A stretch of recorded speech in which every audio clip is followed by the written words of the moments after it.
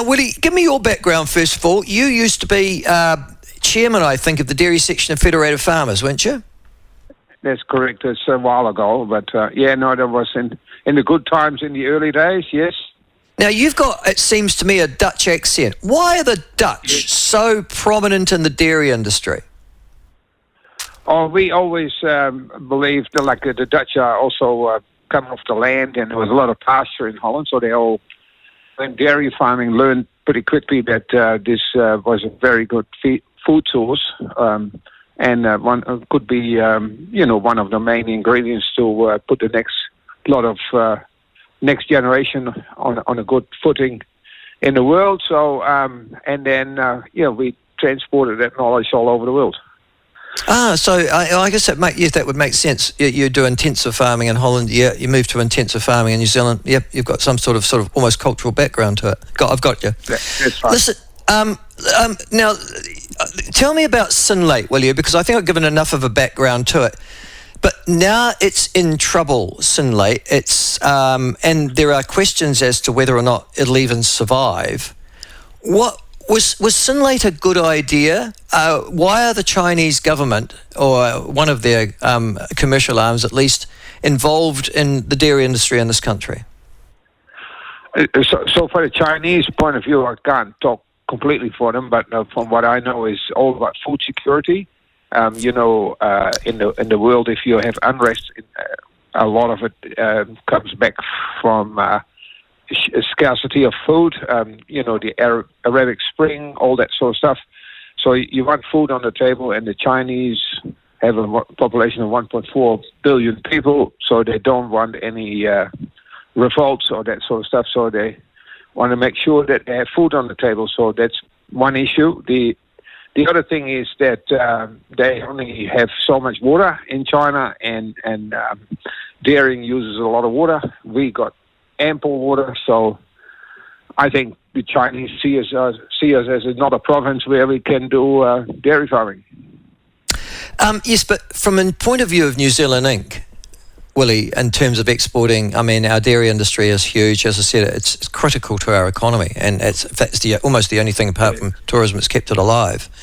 Can you explain to me why we would allow in a Chinese corporate into this country anyhow? Oh no, that's we need capital. We're a young nation. We need endless amount of capital because we're growing our economy. We want to be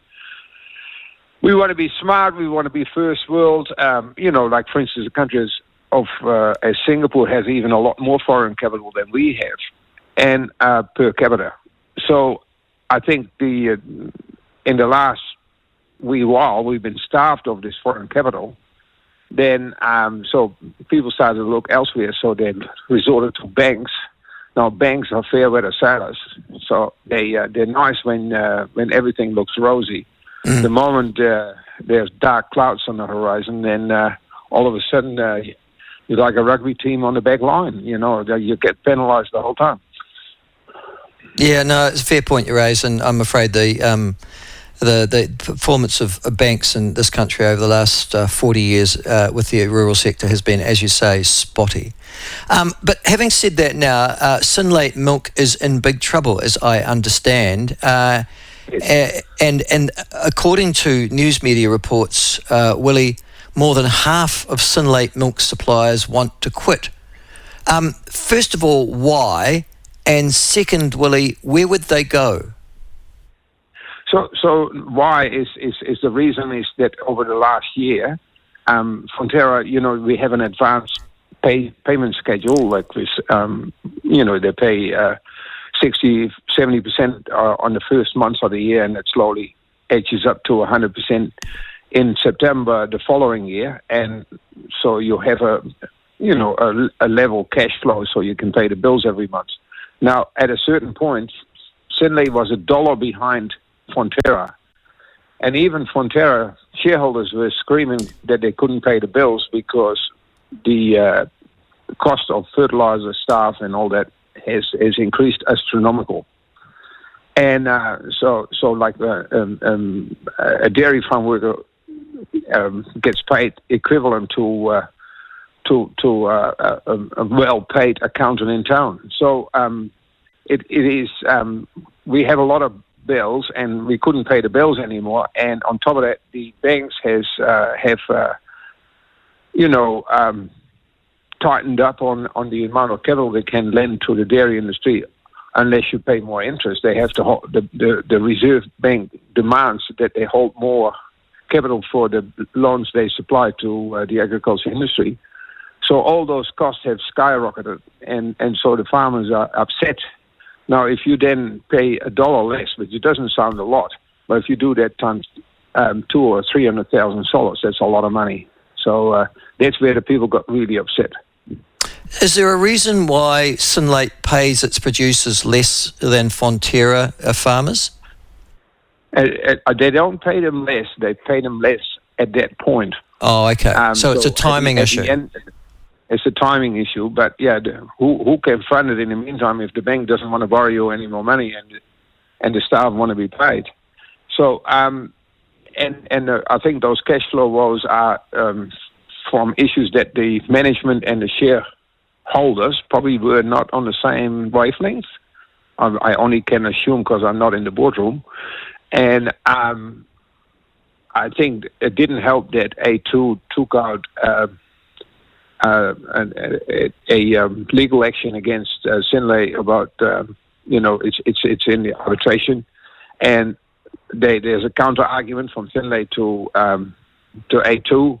So all that doesn't help. It would have been much better if people sit around the table, recapitalize the company in whatever form what is legally allowed to do, because we have to deal with the New Zealand Stock Exchange and the Australian Stock Exchange. So it's got to be legal, and then move on instead of being at the mercy of these bankers that actually don't want to be there. Yeah, I'm interested in that. You've just mentioned A2 milk. Now, it's something I've sort of seen on the periphery of me. You've got to remember, I'm an ordinary New Zealander. I'm not a dairy farmer. I'm not a nutritionist. But this You're A2... not an ordinary New Zealander. Well, I'm just an ordinary Kiwi, that's right. And I'm sort of surprised by A2 milk. There was some concept that people who grew milk, there's milk that's produced that has a particular nutritional component, A2 they call it, and apparently it's better for me. Is that right? It has long-term health benefits, and depends who you believe. And the problem is that's long-term, so you don't know whether whether those health benefits come in or not. It's a huge marketing opportunity, and Professor Woodford is the person you have to talk to when you want to know more about A2 milk. But it's an opportunity. We don't supply A2 milk for ourselves, but there was a last contingent in Canterbury, particularly, where farmers had two herds who could swap cows. So half the cows are A2, and the other half are A1, A2. So, it seems to be better, and there's a market for it. And so you get paid more to produce it, do you? Yeah, about 20 cents a milk solids, yeah. Is it worth it? Marginal. Okay. Because the whole thing's been debunked that it's better than A1 milk by science now, hasn't it? I don't know if it's debunked. It's debunked in the short term. The long-term benefits is the jury is still out, yes. Okay. So it's a marketing opportunity. But is Synlait the only place that you can give A2 milk to in New Zealand, or Fonterra process A2 milk too? Anybody can process it, but there's only A2 can market it in such a way as with infant formula.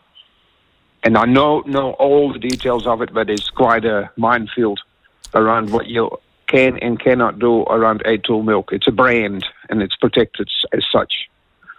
Listen, the other thing, Willie, just explain to us lay people too, please.